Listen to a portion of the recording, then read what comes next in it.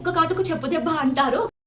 Hello guys, welcome back to our channel. This is your Rachana natural. So today topic వచ్చేసి భారతదేశంలో కుక్కల గోల. So ఈ గోల ఏంటో మనం ఈరోజు తెలుసుకోబోతున్నాము.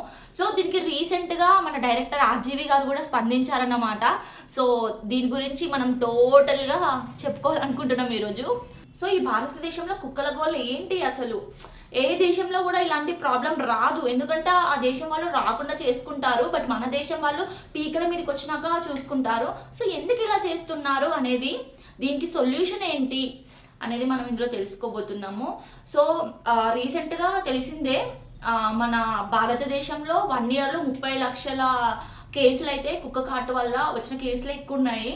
సో సుప్రీంకోర్టు రీసెంట్గా తీర్పునిచ్చింది. కుక్క కాట్లపై చర్చలు జరిపి వాటన్నిటిని షెల్టర్స్కి తరలించాలని సుప్రీంకోర్టు ఆర్డర్ ఇచ్చిందన్నమాట.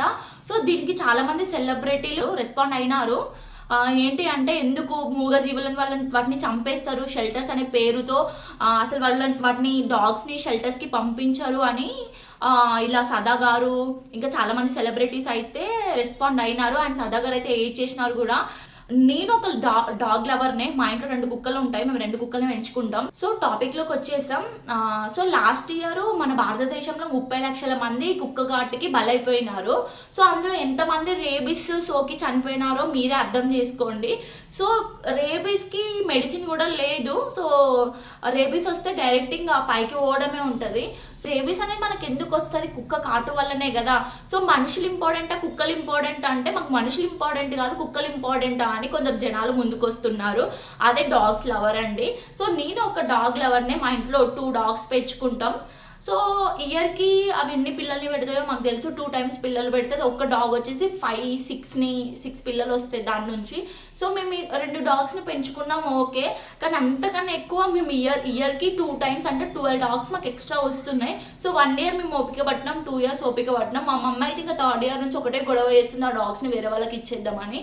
సో ఓకే, అవి ఎక్కడ పెరుగుతాయి వాళ్ళకి ఫుడ్ ఎట్లా, షెల్టర్ ఎట్లా, మళ్ళీ వాటికి ఇంజెక్షన్స్ అవన్నీ వేయించాల్సిందే కదా. ఇలా తీర్పునిచ్చినాక డాగ్స్ లవర్ అందరూ వచ్చి డాగ్స్ని అలా చెయ్యొద్దు, వాటికి ప్రాణం ఉంటుంది అని సో అని ధర్నాలు చేస్తున్నారు. సో ఇప్పుడు కుక్కల హక్కుల చట్టం కూడా ఉంది, అది ఎప్పటి నుంచో ఉంది. సో లైక్ మానవ హక్కుల చట్టం లాగా కుక్కల హక్కుల చట్టం కూడా ఉంది. సో కుక్కలు ఎలాగో మాట్లాడలేవు కదా, అవి జంతువులు కదా. సో కుక్కల తరపున కుక్కల లవర్స్ ఉంటారు కదా, వాళ్ళు ముందుకు వచ్చి ధర్నాలు చేస్తున్నారన్నమాట. సో ఎంతో మంది సంవత్సరంలో రోడ్ మీద కుక్కలు కరిచి ఎంతో మంది వాళ్ళ ప్రాణాలు కోల్పోతున్నారు.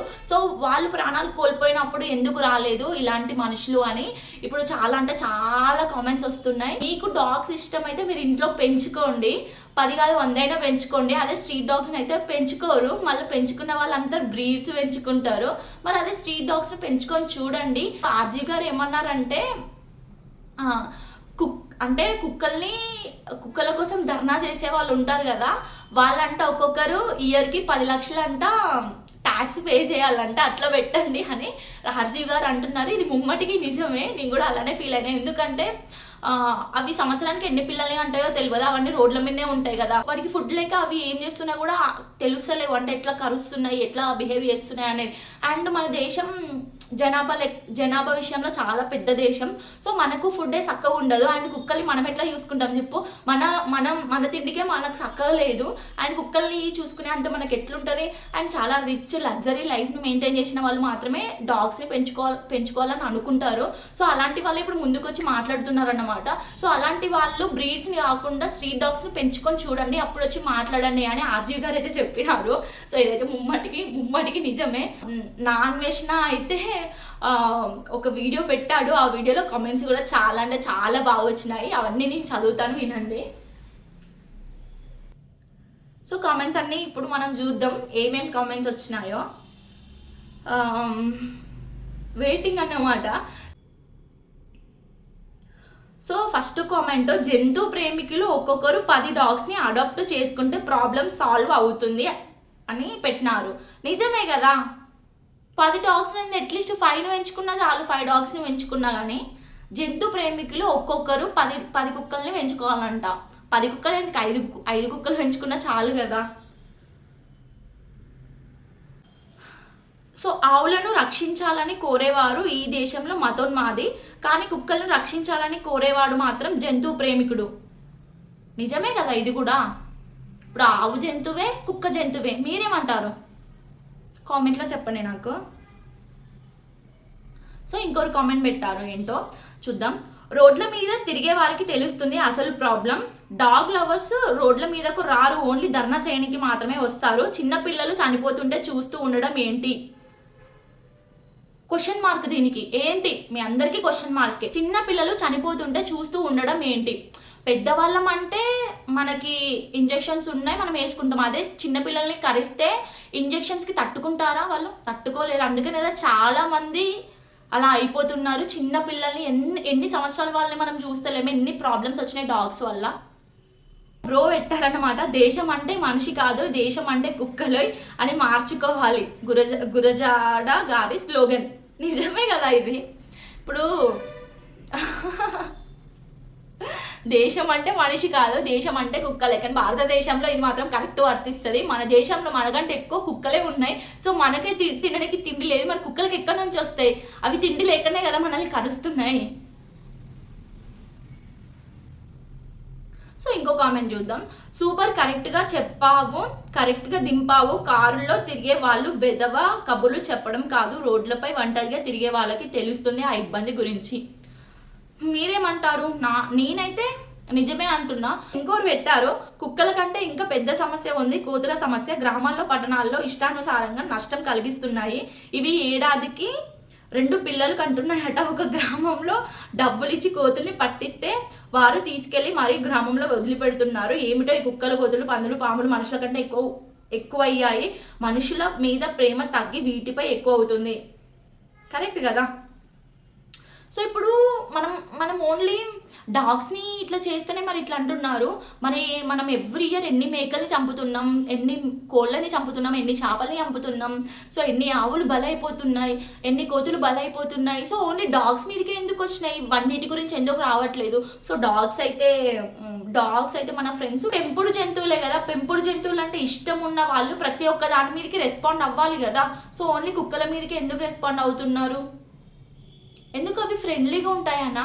అవి జంతువులే, ఈ కుక్క కూడా జంతువే కదా. సో ఇంకో కామెంట్ పెట్టాడు, చూద్దాం అది.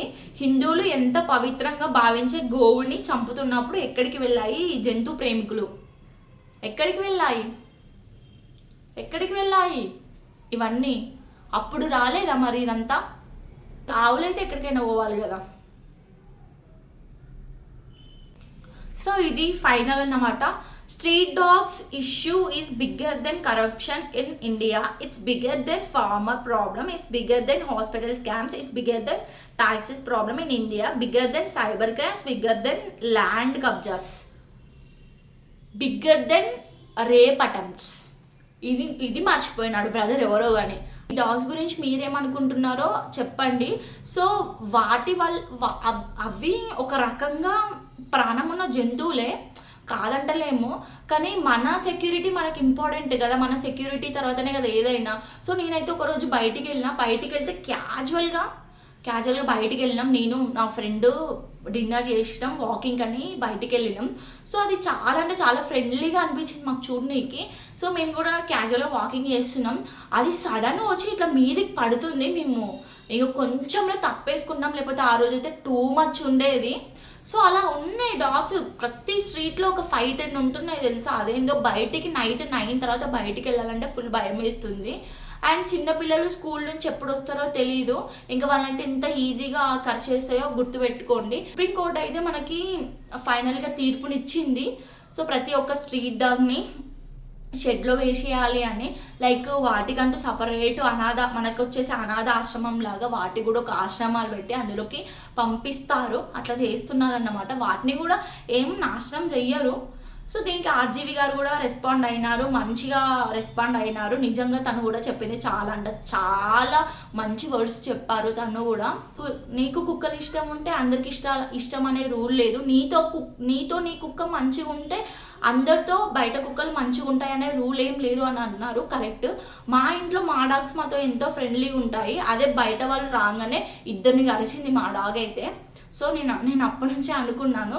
సో వాళ్ళకి ఎంత థ్రెడ్ ఉంటుంది దానివల్ల నేను ఆలోచించినాను. సో అట్లా ఉంటుంది అన్నమాట. మన డాగ్స్ మనతో మంచిగా ఉంటాయి, ఇతరులతో మంచిగా ఉంటారు అనేది ఏం లేదు కదా. సో ప్రతి ఒక్కరికి చెప్తున్నాను, సో డాగ్స్ని అయితే దూరంగా పెట్టాల్సిందే. ఇప్పుడైతే రేబీస్ వ్యాధి వస్తుంది, ఎంతమంది చనిపోతున్నారో మీరే చూస్తున్నారు కదా. So be alert and be careful. డాగ్స్కి చాలా దూరంగా ఉండండి. అండ్ ముద్దులు పెట్టుకోవడం, హగ్ చేసుకోవడం లాంటివి అస్సలే చేసుకోకండి.